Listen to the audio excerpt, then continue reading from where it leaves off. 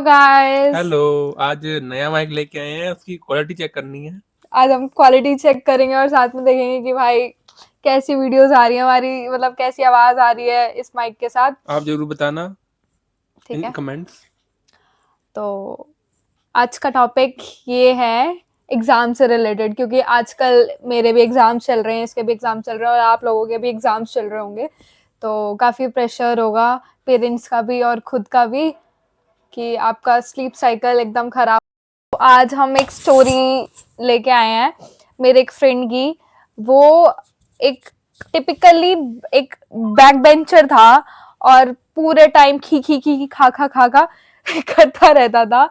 लेकिन जब ना एग्जाम आने लग गए उससे 2 महीने पहले, उसमें पता नहीं कैसी सीरियसनेस आई और वो बंदा आप 2 महीने पहले की उसकी हरकतें देखना और उससे पहले की देखना, वो इतना इतना बहुत ऐसे मौज मस्ती, इसमें ये कर लो वो कर लो, किसी को परेशान कर लो। लेकिन लास्ट के 2 मंथ्स में उसको पता नहीं क्या हुआ ऐसा, वो ऐसा पढ़ाई वढ़ाई करने लग गया, लेकिन दिखा फिर भी नहीं रहा था, वो शो कर रहा था कि नहीं नहीं।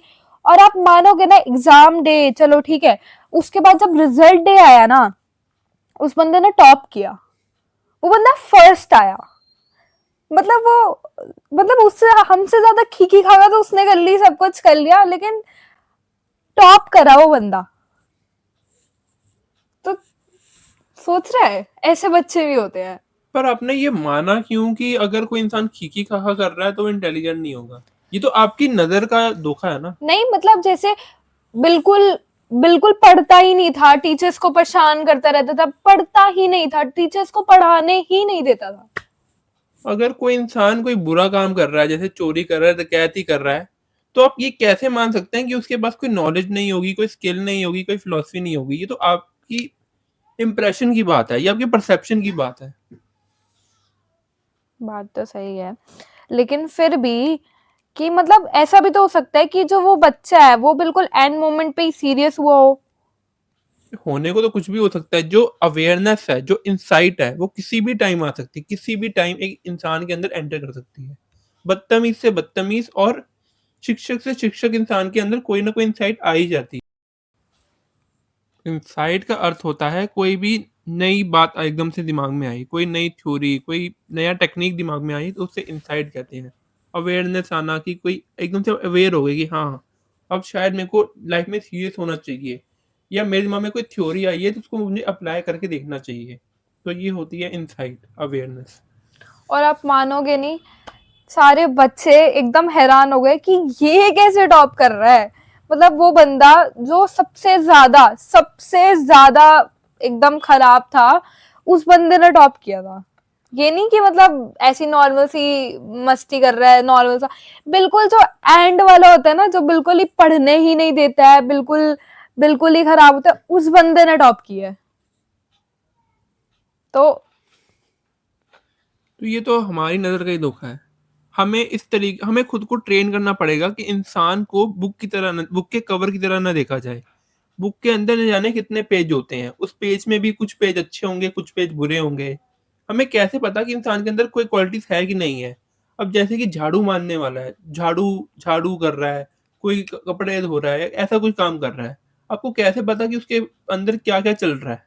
क्या आपको पता है? आपको तो लगेगा कि ये तो साफ नौकर है, इसको तो कुछ पता नहीं होगा, पर उसके दिमाग में न जाने क्या क्या होगा, जो आपको भी हैरान कर देगा।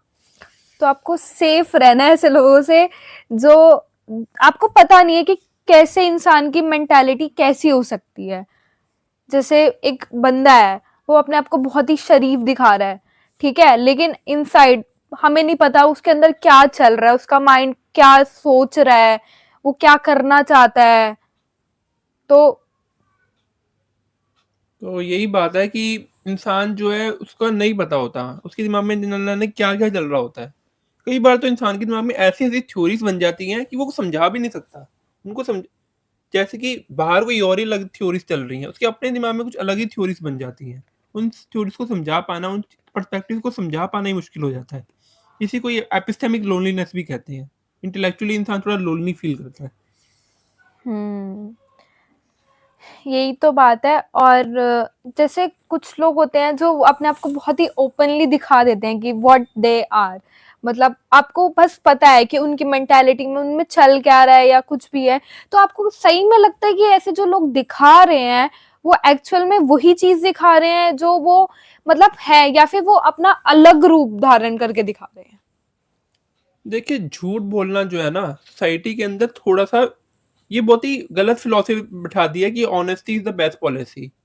हमें कम से कम इतना झूठ बोलना चाहिए कि इंसान का बहुत नुकसान ना हो।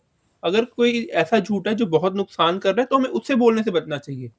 बाकी और हाँ, अपने अंदर इंसान को सबसे सच्चा होना चाहिए।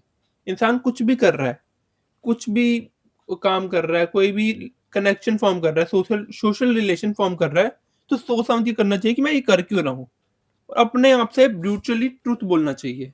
अपने आप से सच बोलना चाहिए बिल्कुल। जितना जितना खतरनाक सच हो सके अपने आप से बोलना चाहिए। वही एटलीस्ट आपको पता हो, जैसे आप खुद से क्वेश्चनिंग कर रहे हो कि आप क्या कर रहे हो। आपको ये नहीं होना चाहिए कि अरे ये मैं क्या कर रहा हूँ, आपको खुद पे प्राउड होना चाहिए कि आप क्या कर रहे हो।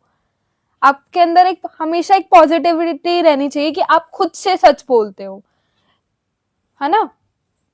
यस। पॉज़िटिविटी देखिए इंसान को ना पॉज़िटिविटी और नेगेटिविटी से थोड़ा-सा बियॉन्ड जाना पड़ेगा। इंसान अगर सिर्फ़ पॉज़िटिविटी और नेगेटिविटी में सोचेगा तो फिर काफ़ी सरफ़ेस लेवल इंसान है मेरे अकॉर्डिंग। इंसान को अगर एनालाइज़ करना है, सच्चाई को समझना है, सच की तरफ जाना है, तो पॉज़िटिविटी और नेगेटिविटी से आगे जाना पड़ेगा। हम्म, सही बात है। जैसे अगर आप जैसे पेपर चल रहे हैं, आजकल एग्जाम्स चल रहे हैं और बहुत ज्यादा प्रेशर हो रखा है कि हाँ इसका एग्जाम कैसे जाएगा, उसका एग्जाम कैसे जाएगा। और अगर आपका एग्जाम एक आधा बेकार भी चला गया तो आप बहुत नेगेटिव सोचने लग जाते हो, यार मेरे से तो कुछ हो ही नहीं रहा, मेरे तो कुछ बन ही नहीं रहा, मैं तो फेल हो जाऊंगा, मैं तो ये हो जाऊंगा, मैं तो वो हो जाऊंगा। तो ठीक है, तो आपको ये चीज नहीं सोचनी है कि वो नेक्स्ट पहले वाला पेपर कैसा गया, आपको ये चीज सोचनी है कि नेक्स्ट पेपर में अच्छा करना है, पॉजिटिव रहना है। ठीक है, इसने बोला कि हाँ पॉजिटिव नेगेटिव का वो नहीं है, वो आपके अंदर माइंड में आएगा कि यार मेरा एग्जाम बेकार चला गया, मैं एक दिन पहले पढ़ लेता तो ज्यादा अच्छे मार्क्स आ जाते। बट आपके माइंड में ये सब आएगा, लेकिन आपको ये सब रोकना है। आपको ये सोचना है कि आपको आगे कैसे बढ़ना है, आपको ये नहीं सोचना कि आप पास को ठीक कैसे करेंगे, क्योंकि आप नहीं कर पाओगे पास के ठीक को, मतलब पास को ठीक। मेरा मानना है कि रोकना सही नहीं है। रोकना या सप्रेस करना जो है ना बहुत बेकार चीज़ होती है। मेरा मेरा मानना सॉरी। मेरा मानना है कि हमें जो भी चीज़ है उसको एक्सेप्ट करके चलना है, कि चलो मेरा एग्ज़ाम बेकार चला गया, कोई बात नहीं मैंने एक्सेप्ट कर ली। जिस हम्म, दिन आप जब आपने किसी चीज़ को एक्सेप्ट कर लिया ना, वो चीज़ अपने आप चली जाएगी। आपको उसे दबाना नहीं पड़ेगा। वही ऑब्वियसली मैं भी ये चीज कह रही हूँ कि जैसे मेरा एग्जाम, जैसे मान लो एक एग्जाम चला गया, बेकार चला गया, उसका रिजल्ट आ गया, ठीक है, आपको थोड़ा सा तो होगा कि हाँ बेकार गया, बट आपको उसको ज्यादा देर लेके बैठना नहीं है। आपको ये चीज जरूर कर सकते हो कि हाँ उसको इम्प्रूव करने के बेसिस पे आप उसको थोड़ा कर रहे हो, लेकिन ये नहीं कि और बेकार चला गया अब क्या होगा, उसका नहीं सोचना। आपको आगे बढ़ने का सोचना है कि जो आगे अगर एग्जाम है तो उसको मैं अच्छा करूंगा, उस पे मैं ज्यादा फोकस्ड ऑन रहूंगा। तो इसको जैसे आप गेम खेलते हो, मारियो खेलते हो, आप इतनी टेंशन लेते हो? आपको बस ये होता है कि यार लेवल 1 कंप्लीट करना है, फिर क्या होता है लेवल 2 कंप्लीट करना है। अगर आप इतना सोचने लग जाओगे कि यार हालाँकि एग्ज़ाम आपकी लाइफ़ से रिलेटेड है, आपके करियर से रिलेटेड है, पर आपको इसे गेम की तरह लेना पड़ेगा। एक होता है यूस्ट्रेस और एक होता है डिस्ट्रेस। अगर आप डिस्ट्रेस लोगे, तो आपको अच्छा फ़ील नहीं होगा, आप बर्नआउट हो जाओगे। अगर आप लोगे यूस्ट्रेस, जो आप स्ट्रेस आपकी मोटिवेट करेगा, तब आप अच्छा कर सकते हो एग्ज़ाम के अंदर। और मैं एक चीज तो बिल्कुल जरूर कहना चाहती हूँ कि आप अपने एग्जाम्स के चक्कर में अपनी जो और एक्टिविटीज हैं उनको रोकिए मत। जैसे अगर आप जिम जाते हैं और आप एग्जाम्स के टाइम पे आप जिम जाना रोकिए मत। आप अगर आपको डेली बैडमिंटन खेलना पसंद है तो आप अगर एग्जाम्स चल रहे हैं तो उसे मत रोके। पेरेंट्स वगैरह मना करेंगे कि हाँ ये मत करो, वो मत करो, घर पे बैठ जाओ, लेकिन नहीं, ठीक है, इंसान को रिफ्रेशमेंट भी चाहिए होता है, इंसान को हर वक्त वो पढ़ाई नहीं कर सकता है, ठीक है। और कुछ लोग तो बिल्कुल ही 2 घंटे पढ़ते हैं बस, ठीक है। तो अगर आप ऐसे बैडमिंटन और ऐसे एक्टिविटीज कर रहे हैं, ठीक है, फिजिकल एक्टिविटीज कर रहे हैं, तो उससे एक तो आपका माइंड भी रिफ्रेश रहेगा, आप एकदम जैसे आपको ज्यादा स्ट्रेस भी नहीं रहेगा, और वैसे भी आप बहुत रिफ्रेश रहेंगे। तो आपको ये सब नहीं, रोकना नहीं है कि हाँ ये नहीं, पेरेंट्स वगैरह मना करेंगे, लेकिन आपको कुछ ना कुछ क्रिएटिव रखना है फिर भी उस टाइम पे, कि हाँ हर सिर्फ एक चीज पे फोकस ऑन नहीं रहना है। अगर आप वो कहेंगे कि मैं तो एक ही चीज कर रहा था, वो भी नहीं हुई मेरे से, फिर आपको ये पछतावा होगा। तो प्लानिंग करनी चाहिए। प्लानिंग जो है ना, एक स्ट्रक्चर बनाना चाहिए कि हाँ, इस तरीके से मेरे को थोड़ी बहुत प्लानिंग होनी चाहिए कि इस तरीके से मैं एग्ज़ाम को क्लियर करूँगा। पहले इस चैप्टर को थोड़ा बहुत कर लूँगा, इतना कर लूँगा।